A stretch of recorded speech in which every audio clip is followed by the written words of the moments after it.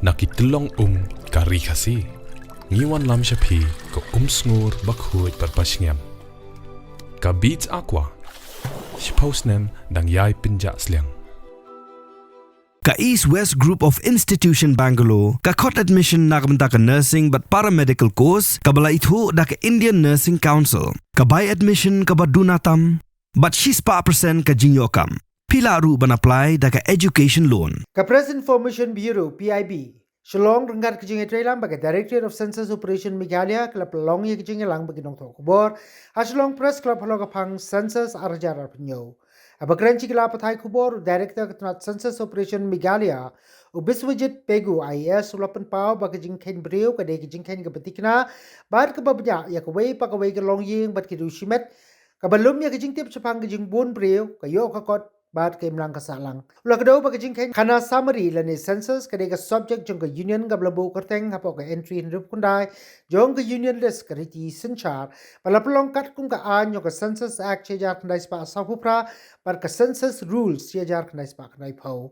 Haba penpau ya ke jing don kam ke jongka upegu ula ong baka census arjar arpenyo kandai ke jingkain beriu ka bapra ka bala pelong hading ke jing yo light load par ka basipau Haborok way Naduh kejing Kheiñ beriu ke Nyngkong ausnem cejar praspa nyopu ar. Ula benrap bagani ke kejing Kheiñ Khanasamari ke bapura ke Nyngkong rengkat bagajing Kheiñ beriu ke jinglung jingtep ke jing penkre ban kejing besar bnya la pelong da ke bapenun kam ya ke mobile app ke bakerpang kibaya day bat ke Android bat ke iOS. Hagasin ke Nyngkong an pendri kam ya gurukom Kheiñ Khanasamari ke ban penla ya ke nong song snong ban IT ya ke jingtep ke babnya ke jong ki yeng ki sem ke jong ki link ba ke online portal. Meghalaya ke jing penrung kerteng jylla di kan long da do ke shitre ku Jymmang hado ke khatsan tre ku Jymmang arajar apun reu bot sa ke jing penrung kerteng ya ke yeng da do ke khanre tre ku Jymmang hado ke khatsa tre ku Jymmang arajar apun reu ya ke jing Kheiñ Khanasamari an pelong leng ba ka jing let rung na ke wei ke yeng sha ke wei pat da ki nong Kheiñ breu da ke bapenun kami ki mobile app kat ba ya ke jing tip la Kheiñ hi an penchisha hakapor balejingo ya ki jaka ya ke jing pentri kamboro ko wei on bot din leng ba ko rukom penyat pat ban bot din ya ke jing Kheiñ breu CNMS ka ba kan thup ya ke jing hikai ke jing pen kriya kam ba ke jing pet nya hakapor papenchisha. As you all know, census is an official complete count of every household and every person and their demographic, economic, and social data in a country at a specific point of time. Census is a subject under the Union list and is listed at serial number 69 in the 7th schedule of the Constitution. And as I would like to inform you that the census operations it has a legal framework, it has a legal backing, and it is based on it's backed by the Census Act 1948 and the Census Rules 1990. This time the census would be the census 2027. This is going to be a landmark census in the sense that this is the 8th census which is going to take place after independence, and overall this is going to be the 16th number of census beginning from 1872. Next slide. Next slide. Third slide. Yeah. Next. Yes. Yeah. Yeah. So as you can see, this is the first census which is going to take place on a digital mode. Everything would be, every enumeration, every data collection, every data processing, data analysis, everything would be done on a digital mode by using digital means. Data collection will be conducted through the dedicated mobile apps which has already been developed, and this mobile apps would be shared with the enumerators, and it would, on their smartphones. It can be Android, it can be iOS. So any smartphone can be used for collection of data by using the by using the app which will be given to the enumerators and the supervisors. And the entire management and monitoring of the census operations, right from the enumeration, from the training, from the appointment of the enumerators, supervisors, the training, and and the actual data collection, everything would be monitored through the census management and monitoring system. In short, it's called CMMS cycle for the end-to-end operation. And I would like to inform you that this time there will be a option of self-enumeration. A citizen can self-enumerate or do his enumeration on a portal on a portal which can be accessed by the citizens themselves, and they can fill up the details whichever is there in their household. So this self-enumeration will start from tomorrow. That is 1st of May will be the starting date for the self-enumeration, and this can be accessed through a web portal, www.se.census.in. Okay? We'll share the details. We have a press note as well. Next, for every census, it has to be notified by the state government, and the government of Meghalaya has already notified the self-enumeration dates. That is from the 1st of May till 15th of May 2026, and it's for 15 days. And this should be followed by the house listing operations from 16th May 2026 to 14th of June 2026, and that's for 30 days. Next. Next. And the government of Meghalaya has also republished the HLO questionnaire, which has been notified by the Office of the Registrar General of India, Government of India, Ministry of Home Affairs. So there will be in total 33 number of questions in the while enumeration activity takes place, and the household, they have to provide the data, they have to provide the information on the 33 number of questions which are preloaded in the mobile app. Next. And this is the phase one of the census operations 2027.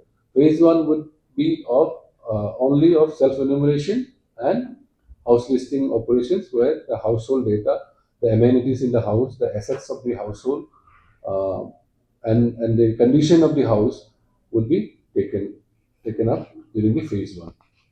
And in phase two, the actual population enumeration will take place, and that is going to be held in the month of February 2027. So the population enumeration would take place in February 2027. That is for a period of 20 to 22 days. Next. And the reference moment would be 1st of March 2027. That is 0000 hours. So 1st of March 2027, the census will be officially published next year. Next. This is the methodology, the census methodology. The data collection would take place on a house-to-house basis, and this would be done by an enumerator through a mobile app using their own mobile phones. And self-enumeration can be done, as I have already mentioned earlier, self-enumeration through the self-enumeration web portal by the households can be done, but this has to be verified by the enumerators post self-enumeration. Every self-enumeration, every household would has to be visited, and there would be house-to-house visit to each and every household, and this would be verified by the enumerators. And as we have already mentioned, that the management and the monitoring of the entire census operation should be done through a web portal. That is the CMMS, Census Management and Monitoring System web portal. And it will also include the formation of geocoded house listing blocks through the web mapping application HLBC, house listing block creator. In short, it is called HLBC. So the enumeration blocks, which should be created for each enumerator, they would be based on geotagging, and all the latitude longitude of the particular block would be done through a geo reference map. We'll be using the Google map. So so this will ensure that there is no discrepancy, or there is no missing out of any household or any area for that matter. Certain doubts in the mind of the people that why would I be sharing my private details, my household details, and some of the people might also say to me, why would I share my mobile number with you people? Let me assure you all that through you I would like to assure the public in general that there is there will be absolute confidentiality in the data which should be collected.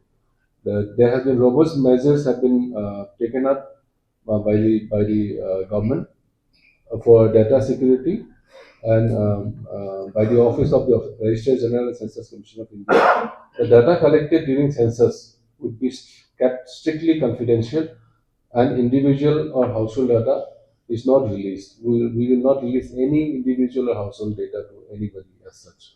And I would like to inform you that data release is only in the form of aggregates. We will not be releasing any individual data. It will be in the form of aggregates. Say, for example, in a ward, how many people are there, how many households are there. Similarly, in a village, how many number of households are there, how many people will be there. Only the aggregates would be shared with the, finally, only the aggregates would be shared. No individual data, nothing about a person, nothing about the household, or how many people are there, nothing would be shared with anybody. And the number which we would be taking from um, the household, that would be only for the purpose of communication.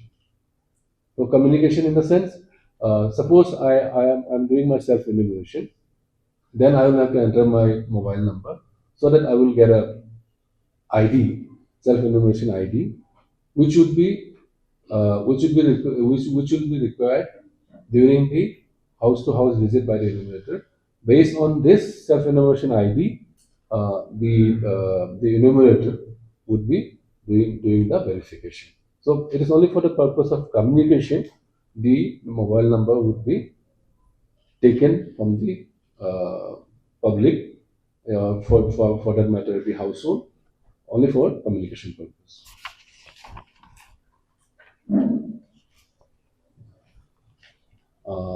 I think we did not go through this legal provision of RTN. Next.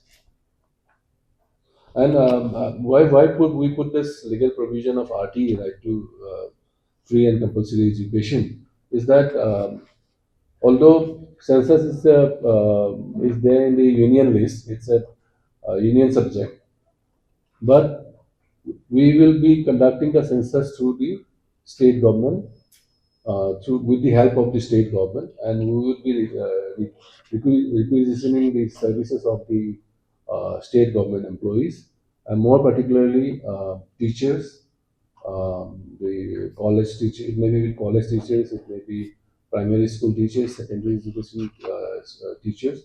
So if there is a shortage of teachers, then we may go for some other officials as well. Next. I think we have already spoken about this, but still I would just like to read out the method of data collection and checks. House to house canvasser method by enumerator through enumerators in mobile apps using own mobile phones. Self-enumeration, again, repeating it, through self-enumeration web portal by respondents and verified by enumerators through the house to house visit. I would like to inform you that there would be multi-layer checks. Suppose one an enumerator would be given a block, enumeration block, um, practically one enumerator would be looking after 180 plus households, and that would come to 700 to 800 number of individuals. So, but in a hilly state like Meghalaya, maybe it will be a little, it will be on the lesser side because the population is sparse and and and the population number is also not very high. So, for every six number of enumerators, there will be one supervisor who will be supervising this six number of enumeration block. So if there is any discrepancy, which is if it is at all observed by the supervisor, then he can go for, he can ask the enumerator to go for certain modifications. And if he sees that the data is lot of discrepancy maybe is there, then he will ask the enumerator, "Ki isme kya hai? Why is it happening? Why don't you know go through it properly?" And then, if need be, modifications can be done. Circle officers, the BDOs, under whom these supervisors and the enumerators uh, would be working under the charge officers. The main, the fulcrum of in the entire exercise is the charge officers, the circle officers for that matter, circle officers or executive officers in the town committees. So they would be having charges under them, and under these charges, there would be enumerators, they would be supervisors. Let me inform you that we have about 9,000 supervisors to be engaged for the collection of household data during the HLO period. And how many supervisors? Enumerator and supervisors, total combined is 9,000. 9,000. So both supervisors and the enumerators, they come to roughly about 9,000 numbers.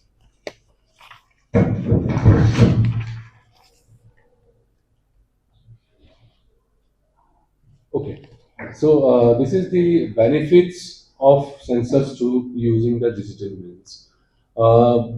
As you know that the last census was held in 2011, and during 2011 census, it was done on a manual mode, on a physical mode. It was done on paper, pen and paper. But this time there will be no pen and paper. It will be done through digital means. It will be done through a mobile app. So this will ensure better quality data because we have all the 33 number of questions will be already fitted in the mobile phone. They will already fitted in the app. The only thing that the enumerator needs to do is that he needs to just click the button. So there is very less chances of error. So this will ensure that there is better quality data and faster processing, reduce burden, as in earlier what used to happen, they used to carry thick lot of papers, papers as in the forms, and they will have to fill up the forms. This will again be sent to the DCO office. The DCO office has to process it, and then again, this will be again sent to ORGI. So it used to be a very time consuming process. Now, with the use of mobile phone, the mobile app, it will be instant, kind of instant. The moment you submit the data, it's already loaded in the server. So that is the reason why we are saying that 1st March 2027 is going to be the date when the census would be declared. There would be the census data would be put open to public.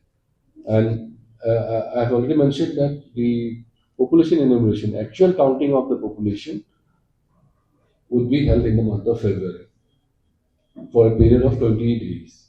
Just imagine February 1st of February till 20th of February, and the next 10 days, that is 1st of March, we are publishing the census. So this is going to happen because we are going to use mobile phone, mobile app, and we are going to use every digital means, such as CNMS portal, self-enumeration portal, and these are very user-friendly apps. And tomorrow the self-enumeration from Meghalaya is starting.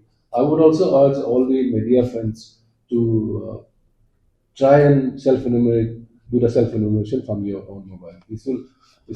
Then you will realize that how user-friendly it is. Of course, there may be issues of OTP and all because of network connectivity, but overall, the app is very user-friendly because some of the states have already done it. I'm also looking after Arunachal Pradesh.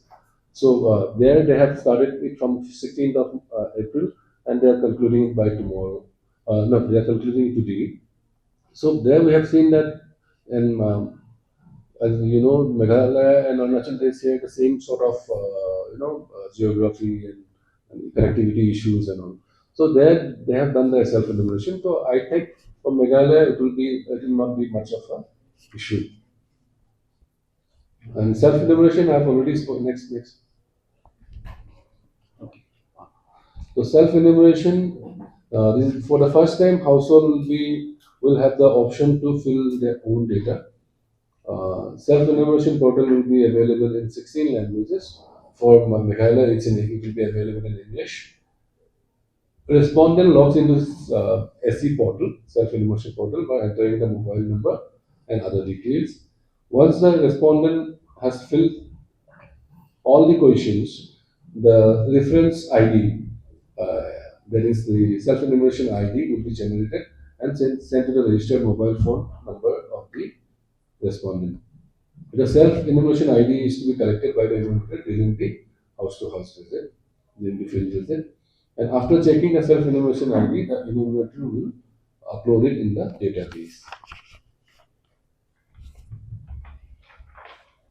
Next, persons areas to be covered in HLO. Persons normally residing in the normal as well as the institutional households are to be counted. So this means that not only the households but also institutions like schools, institutions like colleges. The colleges have hostels, schools may have hostels. Certain hospitals, all this kind of institution, whatever is there, they also would be covered. Normal residents are to be counted even if some of them may be absent on the day of the house listing. Casual visitors should be excluded as they will be considered at their respective place of normal residence. Foreigners and their family members having diplomatic status are excluded. And for HLO, the prohibited areas under defense special charges are not covered. During the HLO, the house listing operations period, we would not be covering these special charges, which are the defense areas and certain restricted areas, prohibited areas. So we will not be covering the special charges during this period, but during the population enumeration period, there is in the month of February, we will be counting there we will be doing the head count.